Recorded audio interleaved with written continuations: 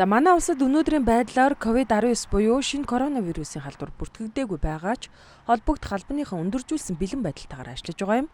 Түүнчлэн урьдчилан сэргийлэх үүднээс Монгол Улсын засгийн газар болон Улсын онцгой комиссоос шийдвэр гарган 1-р сарын 27-оноос эхлэн улс даяар цэцэрлэг сургууль, ихтэй сургуулиуд болон олон нийтийг хамарсан урлаг, соёл, спорт, хурал, сургалтын бүх арга хэмжээг хоригдсан байгаа юм. Тэгвэл Христ итгэлтэй сүм чуулганууд төр засгаас гаргасан шийдвэр захирагдан үйл ажиллагаагаа түр хугацаанд зогсоосон байдалтай байгаа юм байна. Харин тэд үүний оронд техник технологийн дэвшлиг ашиглан сургаал номлолоо цахим байдлаар буюу гэр гэрээсээ хүлээн авахын сацуу аюул төвшний талаарх мэдээ зөвлөмжийг дотоод сүлжээгээр хуваалцан хамтдаа сэргийлж сэрэмжилж байгаа гэдгийг Монголын Евангелийн эвслээс мэдээлж байна.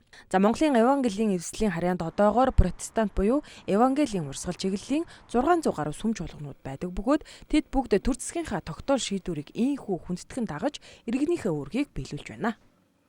Засгийн газраас гарсан тэр өдрөөс эхлэн өөрсдийн цуглаан хийхийг хориглогдсон хугацааг дуустал тушаал шийдвэрийг дагаж мөрдөж байгаа. Тэгээд аль бие усаар бас өөрсдийн гишүүн чуулган байгууллагуудад бас цуглаан хийхгүй байх албан тоод мэдээллийг бас захим хэлбэрээр бас хургуулсан байгаа. Гишүүнчлэлд байгаа 600 гаруй тооны сүм чуулган байна. Төр засгийн гаргасан бодлогыг бас дагаж мөрдөхийг бас тодорхой хэмжээнд бас бид нар урайлж ятгаж бас хяналтыг ч гэсэн тавьж байгаа. Тэгээд Facebook олон нийтийн сүлжээгээр бас бид нар өөрсдийн сүм чуулганы дотоод группээр дамжуулж мөн нэгдсэн группүүрээр дамжуулж энэхүү сүм цуглааны итгэгч нартай номлол мөрөглийг яг онлайн хэлбэрээр зохион байгуулж байгаа. Онцгой байдлын хөл хоройтой холбогдуулаад мэдээлэл гаргаж ирсэн тэр цагаас эхлүүлээд манай Христийн сүм чуулгануудыг нэгтгэн зангидж үйл ажиллагаа явуулдаг гол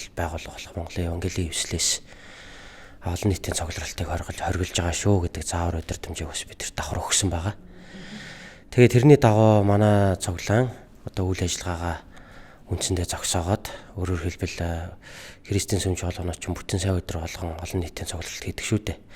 Тэгээд тэрийгээ бид нар болоод 1 сарын нүрийг үзэж байна. Тэгээд өөрөөр хэлбэл бид нар 2 сарын өнгөрч байгаа нь 2 сарын 4 ням гарагийн туршид бол бид нар үйл ажиллагаа явуулаагүй 7 хоногийн дундор ч гэсэн үйл ажиллагаа бид нар ингээд явуулаагүй байдалтай байж байна.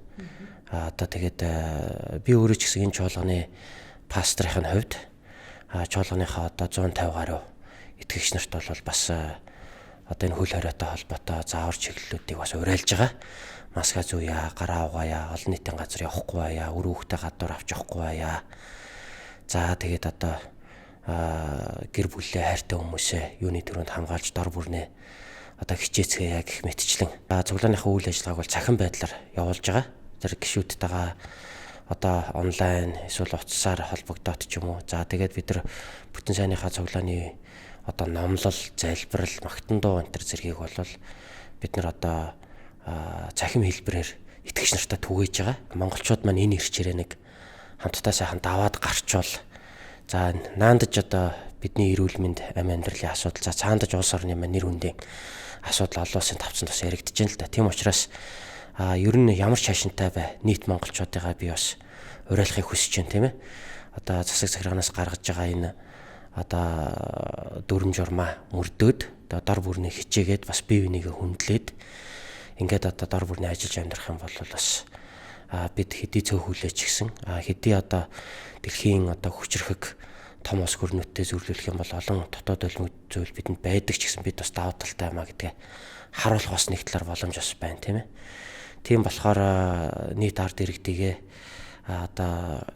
энэ дүрм журмаа сайн биелүүлээрэ, гэр бүлийнхаа төлөө, бусдын төлөө, хайртай хүмүүсийн төлөө хариуцлагатай байгаараа гэж уриалж хэлхийг хүсэж байна.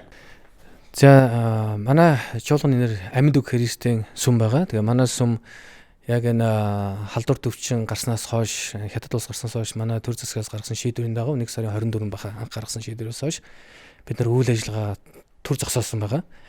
Тэгээд мэдээж бид нар энэ үйл ажиллагаагаа яг төрөөстэй хизээ явуулж болно гэж хэлэн тэр хүртэл бид нар үйл ажиллагаагаа зогсоогоод явж байгаа. Тэгээд бид нар яг энэ үйл ажиллагаа зогсоос үндслээд бид нар чинь бүтэн сая өдөр бол ямар нэгэн цугларалт үйл ажиллагаа явуулахгүй байгаа. 7 хоногийн дундор ямар ч сургалт, семинар, уулзалт хийхгүй байгаа. Зөвхөн яг манай байгууллагад ажилтдаг цөөн тооны ажилтсан ирж орчноо байгууллага цэвэрлэх одоо тэр ариутгах яг ийм ажлуудыг хийж байгаа. Тэгээ манай сүмд ерөнхийдөө 1000 гаруй хүмүүс хамрагддаг. Тэгээ тэр хүмүүст бид нар захимаар өөрсдийнхөө тэр Библийн ариун бичээсээс өгсөн тэр номлол сургаалаа хүргэх, түгээх гэсэн ийм ажлаа үйлчлээ хийж байгаа. Мөн дээрээс нь бас Монгол манай эрүүл мэндийн яамнаас болон дэлхийн эрүүл мэндийн яамнаас өгсөн зөвлөмжийн дагуу яаж бид нар гараа болон өөрийнхөө ариун цэврийн байдлаа хадгалах, хамгаалах ёстой вэ гэдэг тал дээр сүмийн гишүүдэд бид нар 7 хоног бас мэдээ явуулж бас тэдэнд анхааруулж зөвлөмж өгж байгаа.